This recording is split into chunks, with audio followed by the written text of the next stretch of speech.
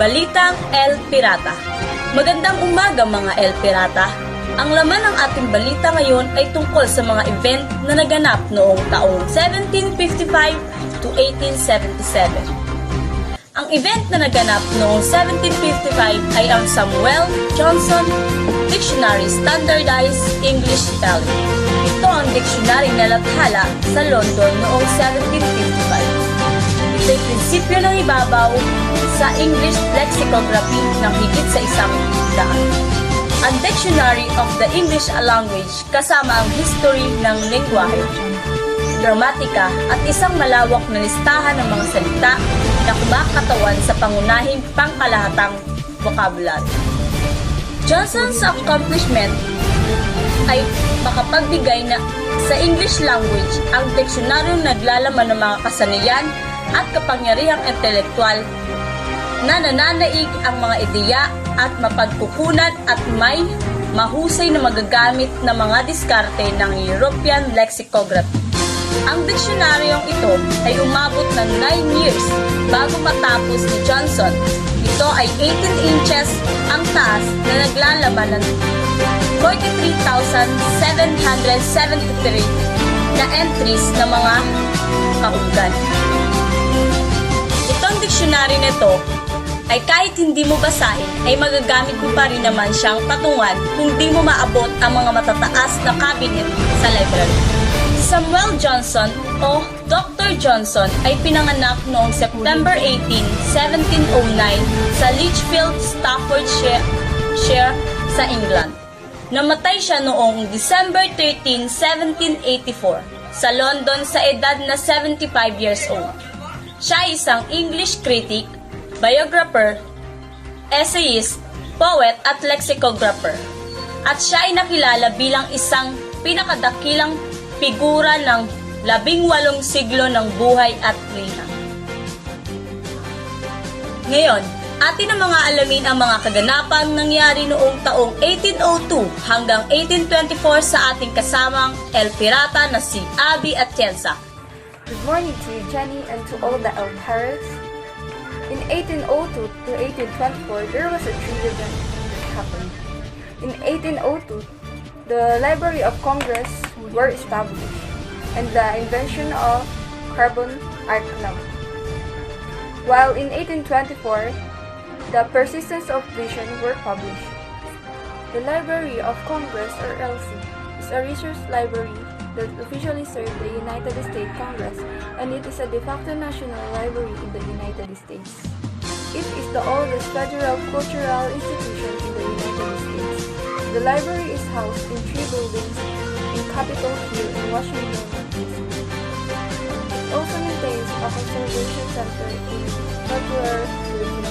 The library functions are overseen by the Library of Congress, and its buildings are maintained by the architect of the Capitol. The Library of Congress is one of the largest libraries in the world. Its collections are universal, not limited by subject format or national boundary, and includes research materials from all parts of the world in more than 450 languages. On the other hand, the concept of carbon arc lighting was first demonstrated by Humphrey Davy in the 19th century, but sources disagree about the year when he demonstrated it. 1802, 1805, 1807, and 1809 are all mentioned. Davy used a charcoal stick and a 2000 cells batteries to create an across of 4-inch or 100 mm gun. He mounted his electrodes horizontally and noted that because of the strong convection flow of the air, the arc formed the shape of an arc. He coined the term arc lamp, which was contracted to arc lamp when devices came into common usage. Peter Roger was an important figure in the study persistence of vision. In 1824, he published a research paper entitled Persistence of Vision with regards to moving objects. It was based on research that he did, where he spanned a spoke wheel behind the vertical slats cut in it for viewing. The slat of the shield allow a viewer to spoke only one at a time as the wheel turned. From these observations, Roget states 4 basic principles related to this phenomenon. First, a viewer's vision must be restricted, focusing on one area or series of features at a time. Second, the eye will then blur the images to the image. A certain minimum speed of presentation is required to produce this blurring effect, and thus a significant amount of light is essential in creating a convincing continuous images. To summarize, Project Z is a series of sequential images or presented rapidly, enough with a sufficient illumination. The human eye will blend series into single vision. Although in order for the effect to work, the images must be interrupted regularly. I am Abby Atienza. Talk to you, John. Salamat kasamang Abi at sa aming papabalik, aalamin naman natin ang mga nangyari noong taong 1830s to 1877.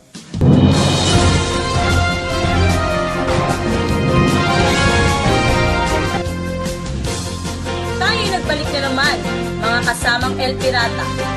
At ngayon, alamin naman natin ang lagay ng ating kasamang si J.R. Augusta Ada Byron is born 10 December 1815 as the daughter of Anne Isabel Noel Byron, known as Annabella, and famous English poet Lord Byron. Ada Lovelace. About century before Conrad Suss designed the first programmable computing machine in the 1840s, Ada Lovelace wrote the first computer program in the world. Lady Byron, who studied literature, science, philosophy, and most unusual for a woman, mathematics, was determined that Ada not follow in her father's footsteps. Instead of art and literature, Ada was tutor and mathematics and science. Ada excelled in all her studies, and her interests were wide-ranging. Ada became Baroness in 1835 when she married William VIII Baron King, the two had 3 children. In 1838, she became Countess of Lovelace. When her husband was elevated to Earl of Lovelace, her pedigree and peerage alone would have landed Lovelace in the history books, but her accomplishment in mathematics made her pioneer of not only computing but of human and science. Lovelace was fascinated by Babbage's ideas, known as the father of the computer. He invented the difference engine which was meant to perform mathematical calculation. Lovelace got a chance to look at the machine before it was finished and was captivated by it. Babbage also created plans for another device known as the analytical engine, designed to handle more complex calculations. Lovelace's contribution to the field of computer science were not discovered until the 1950s. Her notes were introduced to the world by D.T. Bounded, who republished then, and faster than thought, a symposium on digital computing machine in 1953. Since then, Ada has received many posthumous honors for her work, and in 1980, the U.S. Department of Defense named a newly developed computer language, Ada, after Lovelace. Salamat sa iyo kasamang JR. So, yun ang mga naganap noong taong 1830s to 1837. At ngayon, atin namang aalamin ang mga nangyari noong taong 1861 hanggang 1876 sa pagbabalita ng ating kasamang si Rachel Lakay. Salamat kasama mo. At ito nga pala ang naganap sa taong 1861 at sa taong 1876. Noong taong 1861, naganap ang event na motion pictures were projected onto a screen. So, sino nga ba ang nakaimbento ng motion picture format at paano niya ito ginamit? Ang nakaimbento nito ay walang iba kundi si George Mills, 1861 to 1939. Siya ay ang director ng teatro ng France at isang magician. Siya ay naging isang tunay na master ng mga diskarte sa cinematic noong 1890s. Kinunan niya ng pelikula ang mga gawa ng teatro, ngunit binago ang mga ito upang magkasya sa format ng larawan ng paggalaw. pag-aayos ng mga bagay at background para sa camera o motion picture format kung tatawagin. Nag-imbento din siya ng mga espesyal na epekto, paggawa ng mga bagay tulad ng pagtigil sa camera, pagbago ng tanawin at pag-on muli ng camera. Natuklasan niya na ang fade in at fade out, kung saan ang eksena ay unting-unting dumidilim o nagmula sa kadiliman, at ginamit ang mga ito bilang isang paglipat sa pagitan ng mga eksena. Gumamit din siya ng mga ipininta na cutout at backdrop sa kanyang studio upang mapabuti ang epekto ng pantasya na nilikha ng kanyang trick photography. At noong taong 1876 naman ay na-introduce ang Dewey Decimal System. So, ano nga ba ito? Ang Dewey Decimal System o Dewey Decimal Classification o DEC ay isang pagmamay-ari ng sistema ng pag-uuri ng library na unang naipublish sa Estados Unidos ni Melville Dewey noong 1870. Orihinal na inilarawan sa isang 4 na pahina na pulyeto at ipinalawak ito sa maraming dami at binago sa pamamagitan ng 23 pangunahing mga edisyon. Ang pinakabagong na nakalimbag noong 2011.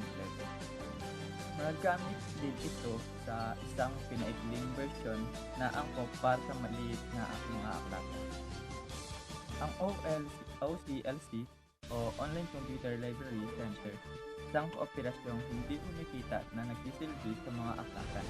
Ito ay ang kasalukuyan nagpapanatili ng system at naglilisensya ng online sa pag-access sa web viewing. Isang patuloy na nag-update na version para sa mga taga-talata. At yun ang mga naganap na event noong 1861 at 1876. At dito na nagtatapos ang aking balita. Ako nga pala si Russell Olakay. Back to you. Salamat kasamang Rachel sa iyong balita. At ngayon, ating tutuklasan ang naganap noong 1877. Edward Muybridge demonstrate high-speed photography. Noong taong 1877, ang photographer na si Edward Muybridge ay gumamit ng high-speed stop-motion photograph upang makunan ang galaw ng abad. Kilalanin muna natin kung sino nga ba si Edward Muybridge. Edward James Muggeridge o mas kilala sa tawag na Edward Muybridge, ipinanganak noong April 9, 1830 sa Kingston upon Thames, Surrey sa England. Siya ay pumanaw noong May 8, 1904 sa kanyang hometown. Siya ay isang English photographer.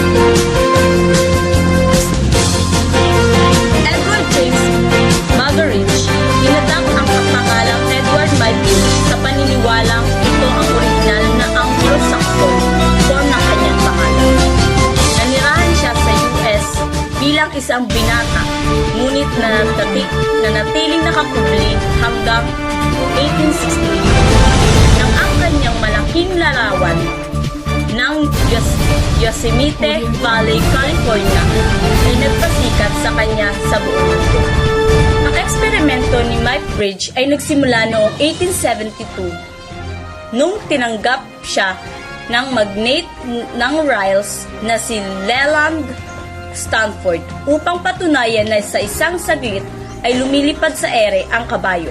Pero di ito naging matagumpay. Pero sa huli, ang naging resulta ng paghihirap ni Muybridge ay na-publish ng malawak ang kanyang mga gawa. At dyan nagtatapos ang aming balita.